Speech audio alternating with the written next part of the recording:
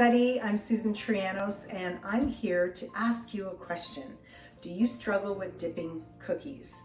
A lot of people do, so I thought I would create this video for myself, for my website learntocake.com, as well as my US distributor Icing Images, icingimages.com in the US. And we are going to be making some dip and dipping cookies with my brand new Susan Trianos collection meringue powder called Fluffnstuff. And it's really great stuff. It's kosher, it's peanut free, tree nut free, it is gluten free, and titanium dioxide free. So I'm going to take you through the process. I also did a video on how to make royal icing and some really key factors and troubleshooting ideas, and you might want to watch that. I cover everything royal icing and talk about how you only need 2 tablespoons per pound of meringue powder or Fluffnstuff versus a lot of the other meringue powders out there that would require 3. So you're using 1/3 less product and stretching your dollar. So some of my tools, obviously I have some cookies. These ones have been already dipped, but some cookies that we're going to dip, I have some royal icing that's been made using Fluffnstuff. I have some water, a spoon, and a bowl, and let's get started. Okay, here we go. So my royal icing has been made with my Fluffnstuff meringue powder. I'm gonna set that aside. Here's my water. I have a container that I can pour from and one that I can squirt drops at a time for more control. I have a mixing bowl. You want your bowl to be large enough to fit your cookie. This is a larger cookie. It still fits. It's a little tight. For dipping these ones, I'd probably go with a bit of a larger bowl. And yeah, so royal icing and we're ready to go. So mentioned in my royal icing video, and this is very important, all of your tools and utensils need to be completely grease free. If you incorporate any fats into your icing, it's basically going to destroy your icing. It will be very heavy and flat and won't dry quite properly. So you want to make sure everything is squeaky clean. I use a lot of dish soap, and I actually test to make sure they squeak.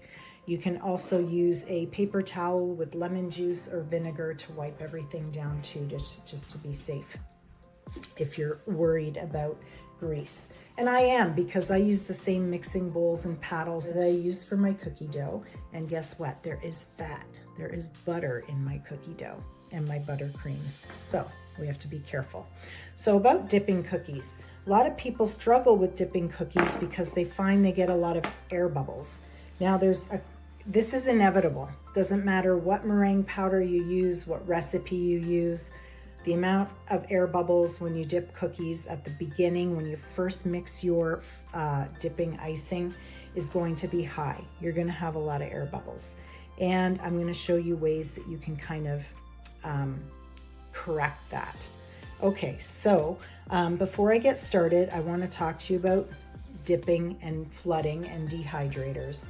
Dehydrators are a great thing because they help speed the process of setting your icing, and they also create this really lovely sheen on your cookie. Can you see how that's got a gloss to it? I hope the camera's picking that up. So this cookie was put in a dehydrator for just about 15-20 minutes or so on a very low setting, usually 95 degrees I go at, or no heat at all. And these ones were air dried without the dehydrator, and they dried equally as well, but they have a chalkier finish. So they don't have that gloss that this one does. Okay, so there's benefits to both. With the gloss, obviously it looks pretty. And if you were going to paint on a cookie, there's more of like a protective coating. That sheen is sort of protective. And if you're adding liquids and painting on your cookie, your icing won't be affected by that moisture quite as quickly and won't melt down quite as quickly. With the chalkier cookie, if you're painting, it's going to, think of a piece of chalk, and if you got it wet, it's going to suck in that moisture really, really quickly, and you won't have as much movement or as much time to paint on this cookie. But if you are dusting your cookies with edible food powders or colors, the chalky finish is really nice because the dust will stick to the cookie really, really well. Whereas this one has like a slippery sheen on it, and the dust just kind of, it'll dust your cookie, but you'll really have to like work at it to get it to stick. Okay, let's get started. So I have my Royal Icing here, and I made this morning, and I have a damp cloth over it, and because it was sitting, I put a shower cap over top so that my towel doesn't dry out, because that sometimes happens. You're so busy working on your cookies that your towel dries out and then your icing dries out. So you want to make sure you've got your icing covered with a damp towel. Here's my bowl, and I have a large, I just use kitchen spoons like soup spoons and things like that. I've got some glorious thick stiff peak Royal Icing that I've made with my Fluffnstuff, and I'm going to put some in the bowl, and we're going to mix this to a dipping consistency. Okay, so there we go. So I'm going to remember to cover my bowl again. Remember to put my dollar store shower cap over my bowl so my towel doesn't dry out, and let's start adding some water. I have another little spoon here, and I'm going to show you what I do with that. I use it to help flood my cookies using a dipping method. Well, not dipping, more spooning, but we'll get to that in a little bit. Okay, so I'm going to add some water. My water is just room temperature, and I put in probably about 2 tablespoons to start. This is all done by eye. I don't measure. And we're gonna go by counting our icing. Now, at first, I'm going to, and not even at first, you should, through the whole process, stir gently, because the more you agitate your icing, the more air bubbles you're going to create. And plus, the icing right now is still pretty thick, and if I mix too quickly, it's gonna splash all over the place. Okay, here we've got a nice, beautiful consistency here. This is not dipping consistency, it's a soft peak. So my icing is still holding its shape, but you can see the icing curls over and the icing's got a bit of a gloss. This is a really nice consistency for piping things that you want to be nice and soft, but still have some control, and for it to keep its shape a little bit. All right, I'm gonna add some more water, probably another tablespoon. And you wanna add your water slowly. Now, if I added too much water and made this too runny, that's okay, because I've got some of my stiff Royal Icing here, and I can just add a spoon or 2 of that, and it's going to correct the consistency of my dipping icing, or any consistency that I'm making. Now, I know a lot of people will just add more powdered sugar to their icing if they've overdone it and put too much liquid. I don't like to do that. I find the icing gets very heavy and lifeless. I like to reserve some of that stiff peak Royal Icing to add back into my icing should I make it too runny. Okay. Here we have a nice, beautiful toothpastey consistency. It's really, I wouldn't even call this soft peak because the peak is just falling off the spoon. It's got nice gloss. It is holding its shape. It's kind of relaxed though. It's slowly losing its shape. And if I agitate the bowl or shake my spoon around in the bowl, I can force it to smooth out. This is really nice consistency for lettering, outlining your cookies. I usually outline and flood with the same consistency, but that's a nice, creamy, beautiful consistency. And look, this dipping video is turning into an icing consistency video too. So because my icing's getting softer, I'm gonna switch from pouring to my little squirt bottle, okay? You can use a spray bottle too. And now I'm gonna add like maybe a teaspoon of water, and let's see what we get.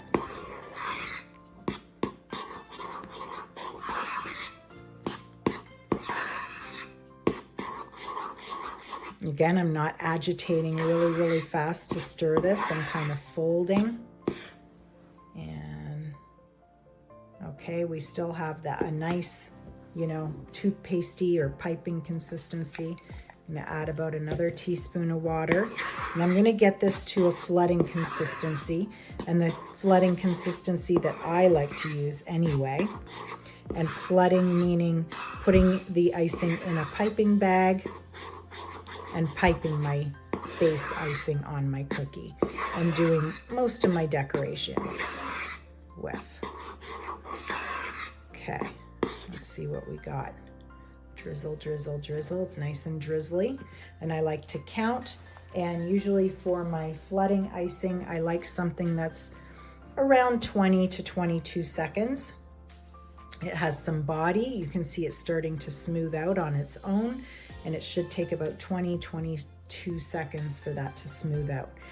Okay, and there we have it. It's pretty much smooth. You can see there's some air bubbles starting to surface on the top. Very pesky, annoying air bubbles. So that's my flooding. Sometimes I also flood at about a 15-second. There's another teaspoon or so of water, a 15-second consistency. But what I like about the 20 or the 22-second consistency is that I can outline my cookie and flood it with the same bag. Sometimes when your flooding icing is a little runnier, some people will use a thicker icing to outline the cookie to create a dam and then flood inside those lines. And that holds the cookie and keeps it from spilling off the side of the cookie. But I hate mixing bags, making bags and mixing a ton of colors. And if you have two consistencies for outline and for flooding, that's double the bags. Okay. So let's see what we have here. This is nice. This is probably about a 15-second flood. Okay. Once you get the hang of this, you're probably not going to need to count anymore. You'll just be able to feel the consistency with your spoon and visually see whether it's going to thin. Okay, now what this video is all about, dipping. This is still too thick for a dip. So I'm going to add some more water here. And ideally what you're looking for is something that is going to not splash out of your bowl, but something that is going to settle and smooth out quite quickly, somewhere around between 5 and 10 seconds. It's entirely up to you and what you're comfortable with, but both will work. Sometimes I go in the middle with about an 8-second icing. So there we have it. So I like to drizzle the icing on itself and then count. 1, 2, 3, 4, 5, 6, 7, 8. That's about an 8-second. Look at those air bubbles. Boom. Okay, so my flood icing is the consistency I want. So I'm going to get rid of my spoon here. And let's talk about air bubbles. Air bubbles happen inevitably. You can see them there surfacing. You can tap your bowl, because I'm very impatient, and that forces some of the air bubbles from the bottom to surface. And then you can take your spoon and kind of break some of those up. But there are hundreds of air bubbles that want to pop up to the surface. And if you're impatient like me, I'm going to show you a way how I dip my cookies to avoid them and use my dipping icing right away. But ideally, you want to let this rest.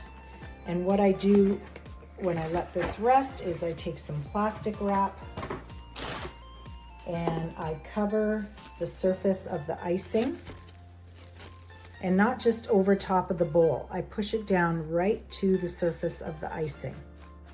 This does two things. It's going to prevent my icing from drying out while it sits, and it's also going to allow all those air bubbles to come up to the surface. It takes about 20 minutes or so. and they're going to come to the surface and stick to this plastic wrap. And then after 20 minutes, you peel back your plastic wrap, and as you peel it back, all those air bubbles pop. Okay? But like I said, I'm not very patient. And already you can see, I don't know if you can see, there's some air bubbles that are coming to the surface and attaching themselves to this plastic wrap. I have some gloves here, and it's entirely up to you whether you want to use gloves or not. I honestly feel that clean hands are just as good. You get more of a feel of what you're doing with your work. Actually, I'm going to work with one gloved hand, one without. How's that?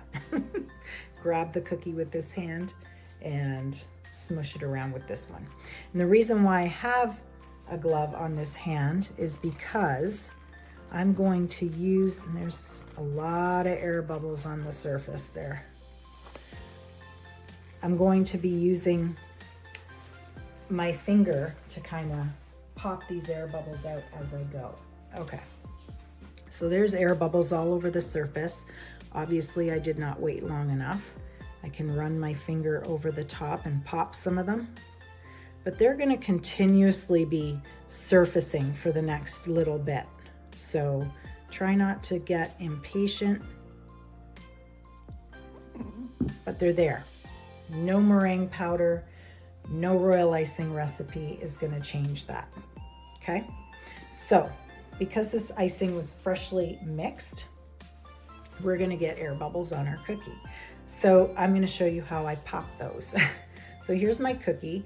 I'm going to dip the back side because it's nicer and flatter. I'm going to lift, and I'm going to let that icing drizzle off the cookie. Shake, shake, shake.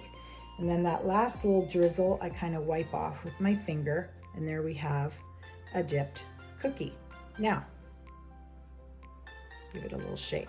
Can you see all those air bubbles? That's because the icing was just recently agitated and stirred. Again, they're going to surface, they're going to pop. But if you're impatient like me and you want to get dipping right away, I dip like this, and then before I put the cookie back on my tray, I take my finger and I do like this swirling motion. I'm barely touching the surface of the cookie, and all of those air bubbles break up. There's some little grooves and marks from where my finger made the swirl, but as the cookie sits, those are going to smooth out because we made the right consistency icing so that everything smooths out nice and level. Okay, I'm going to take one of my other cookies here that's already been dipped, and I'm going to dip that. So I'm grabbing the cookie from the edges. My fingers are not protruding past the edge. They're back, and gripping as tight as I can, dipping that cookie, lifting, letting that icing drizzle, wiping away that little bit of drizzle that's left. Any little points or anything that wants to slip over the edge, I just wipe with my finger. There's our air bubbles. I'm gonna smush or like swirl. And there's still some air bubbles there, but they're buried and they're really not gonna show, okay? Now, as I continue to do this, there we go. Let's look at this one that I just did. Nice and smooth, beautiful, okay? As I dip cookies, I'm dipping, I'm pulling icing up, and that is also kind of encouraging some of those bubbles to pull up to the surface. And after I get to about cookie 10 to 15, those air bubbles are going to be gone. Okay. So these are looking beautiful. Now, let's do a cookie that's an odd shape here. This one's already dipped. I'm going to dip the back side. So I'm dipping, lifting, letting that icing drizzle off, wiping that away, that little bit that's streaming from the cookie. A lot of people will just dip and flip. I like to give that little swirl. Helps distribute the icing nicely, popping any of those air bubbles. And there we go. Let's separate those guys. Okay, and let's do a square. I've got some gingerbread here, dipping. And already I've dipped about 4 or 5 cookies, and there's way less air bubbles on the surface. I can only count 3 little guys there, where my first cookie had a ton of air bubbles. So let's just give that its little swirl, give it a little shake, and there's an air bubble there. Let's pop that sucker. There we go. So I'm gonna let that sit. Okay, and they're gonna smooth out beautifully. Now, if I have, taken the glove off, if I have a cookie that's really large, like these ones, these are about 5 inches round, the larger the cookie, the harder they are to grasp and hold tight. And sometimes they don't fit well in the bowl. So I have another technique that I do, and I take the cookie and I take a spoon, and this also pops air bubbles. And I put a dollop of my dipping icing on my cookie, and I use the spoon to push that icing around and to the edge. And as I'm swirling like this, it's popping any air bubbles that come in the spoon's way. Swirl, swirl, swirl. There we go. We have a really nice dipped cookie. Had I been patient and let my dip sit for 20 minutes with the plastic wrap on the surface, that would eliminate a lot of these air bubbles. All right, let's do one more with the spoon. Nice thing about icing is, even though the cookie looks terrible and I've got thumbprints all over it, the dip is going to cover that up. So just swirling around, pushing the icing to the edge. I'm not smearing it. I'm putting the spoon behind the icing and pushing it to the edge. There we go. Once I like that, and if you've got too much icing, you can just, with the back of the spoon, pull some off.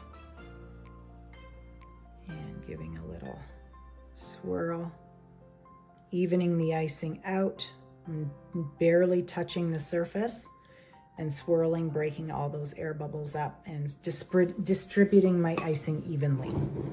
All right, as you can see, that's smoothing out really, really well. And we have some beautifully dipped cookies. So I hope you accept this challenge and try dipping cookies. It's a lot faster than flooding. It puts less icing on your cookie, I find too. I'm not a sweet fan, so I prefer a cookie with a little less icing. It gives you a beautiful finish, and I hope you try. There is a learning curve to it, so don't be afraid and just keep practicing. And let's give Fluff and Stuff a try.